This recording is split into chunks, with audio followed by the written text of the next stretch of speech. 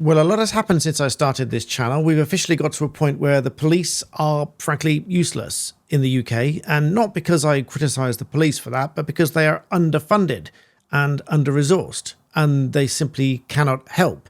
But what do you do if the police cannot help? Because in this situation, they just didn't have the resources or whatever. So allow me to explain. A couple had their car stolen. They were able to track it down as to precisely where it was, at least at that moment in time, but the police just gave a vague response. Maybe they'll send a patrol car by, maybe not, but ultimately on your own, go and sort it out. This is not the first story like this that I've come across. I've had multiple stories like this that I've covered on this channel, be it a mobile phone stolen, be it a car stolen, etc. This is one such story. So you might be wondering, what can you do in this situation? If your car is stolen, you know where it is, but the police don't help, aside from make a complaint to the police standards, because the police don't follow it up, and they should do. There's a few questions about that. I'll address those through this video as well. First of all, please do subscribe to the channel. You guys asked me to focus on law on this channel. That I will do. My politics and all of that sort of stuff, I've moved to my Off the Record channel. Just subscribe to that below as well for Off the Record. I am humbled and grateful that 50,000 of you have now subscribed to that channel. Let's get it to 100,000. Let's see how many people are really interested in politics and the state of this British government, but I'll save my opinions for that channel. You guys wanted law on here. Here it is. Please do subscribe. Let's get this one to 1 million. Let's take a look at this story, shall we? Because this is horrendous. I mean, this couple here said that they reported to the news that they stole back their car. Now, that's not technically accurate. Lawyer to the rescue here. They say they stole back their car after the police couldn't help. Let's correct the headline, first of all. I know the BBC has put it in single inverted commas, so it's not actually correct, because you cannot steal something that you already own, unless there's a narrow circumstance where, let's say you've taken it to a garage, they've done work on it, you refuse to pay for it, and they keep it, and you just go and take the car back anyway. You could be stealing it in that situation. There's been case law about that. But back to this story here. So you can't technically steal something that you own. In this case, certainly you can't. If someone has stolen your car and you know where it is and you go and get it back, you are not stealing it. This is not legal advice. This is guidance, you understand. But generally speaking, you're not stealing back your own car. But what happened here was they discovered that their car was missing from their home in Hammersmith on the 3rd of June, reported it to the police, explaining that they'd got an Apple AirTag in the car.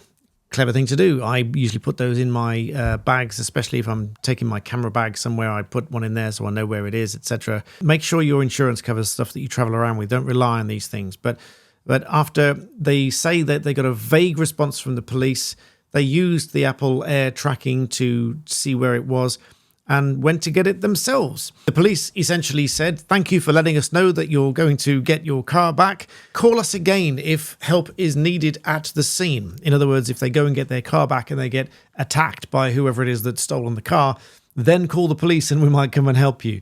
They say they went to use the car that morning, walking up and down the road, unable to find it. They realized it was gone.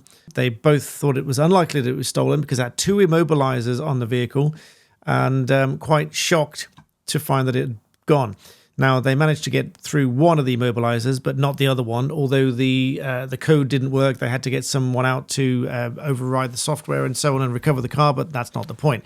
So in this situation, a lot of people will wonder, well, what can you do? Well, you can just go and get it. If you've got the key, a spare key, and you know where it is, and obviously you can get into it and you can get in and drive it away, or even if you arrange for...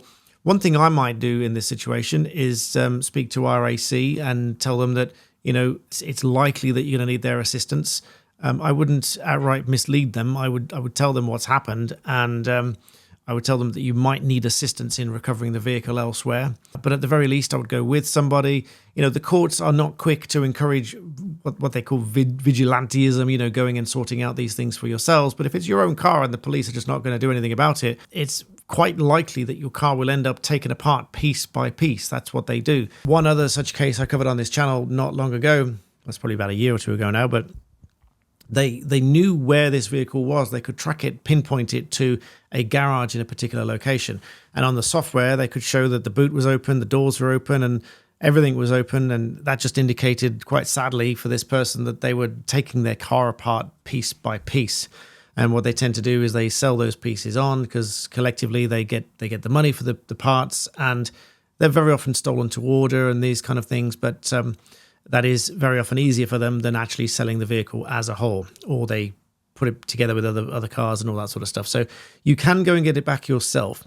Now, what happens if you are attacked when you do go and get it back yourself? Well, obviously you can defend yourself, you can defend your property and so on. It is advised, obviously, to call the police, at least let them know that you're going there. But what a sad state of affairs that we are in when the police just don't have the time to come and help you with these things, because the police are just overstretched. We are in the situation where they just don't have time, particularly when it's mobile phone thefts and all of those kind of things, because of the number of offences going on around. Met figures show that there's 33,500 offences of theft or unauthorised taking, taking without consent, or twocking as it's colloquially known, just in London in 2024 alone, which is a 1.6% increase on the year before.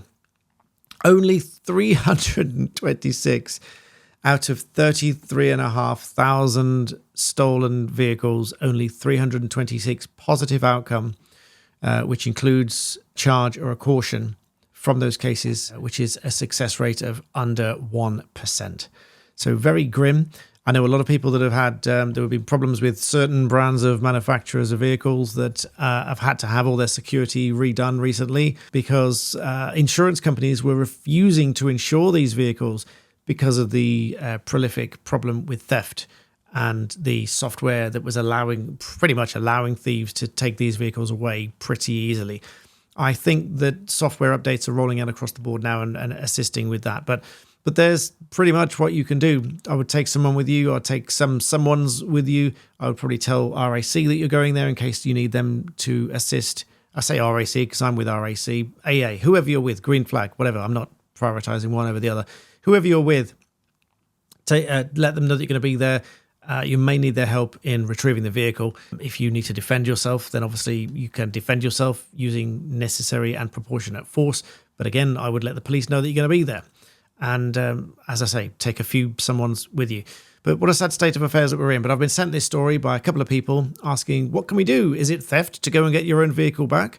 Well, in this scenario, there's no way this is going to be theft, unless it's been, if you owe money on finance and it's been repossessed and that's the reason that the vehicle's taken away. Now you can see why none of these are legal advice, because you sit down, those are the questions you would ask. You would say, well, who do you think might have taken it? Is it on finance? Is it leased? Is it possible that they might have come and recovered or, repossessed the vehicle as such? In that case, then yes, you might be committing an offence by taking it back, because if you haven't paid for it and they've repossessed it and you go and take it baking, then that could be dishonest, taking without authorization, etc., etc. So, so long as none of that applies and it's just been stolen, there's no other ambiguities, then ordinarily it is not theft to go and retrieve your own property. It's not encouraged because, as I say, there is a danger to you, there's a danger to your life and your safety. You at least inform the police and take people with you and so on. But I hope that's some useful guidance. Maybe speak to the insurance company first, but even then, you're in a difficult position, because if you speak to the insurance company and it is recovered, then you've got first of all, you've got a claim on your insurance, which can affect your insurance going forward. And then also the vehicle's resale value is going to be affected because it'll be stolen, recovered. And even technically, what I'm thinking out loud here, technically, even if you go and recover it yourself, you really ought to be telling your insurance company, because you've got a certain duty to be open and honest with your insurance company. What it would really come down to, I suppose, is the wording of your policy. If they say that you must immediately inform them of any theft, then obviously you must do that, because if it later transpires that you didn't do that, then you're in breach of your policy and they might refuse to pay out, etc. But without any specific requirement within the policy to tell them, then there'd be no other obligation to tell them, unless, of course, they ask you the questions, if there's anything else you need to tell us kind of question. In which case you are required to be open and honest with them, because if they ask you any questions about the vehicle, such as, being damaged, if they ask you if it's ever been stolen, all those kind of things, if they ask you the questions, you must be honest with them. So this can have a knock-on effect with your insurance as well. So read through your policies carefully, whether or not you have to inform the insurance company. As you can see, this can snowball, because what can happen is if you are found with an insurance claim like that, where you've been fundamentally dishonest on that insurance policy, that can be really detrimental. One of the things that we've come across in court many times is a fundamental dishonesty claim made by the insurer where the person has just lied about it.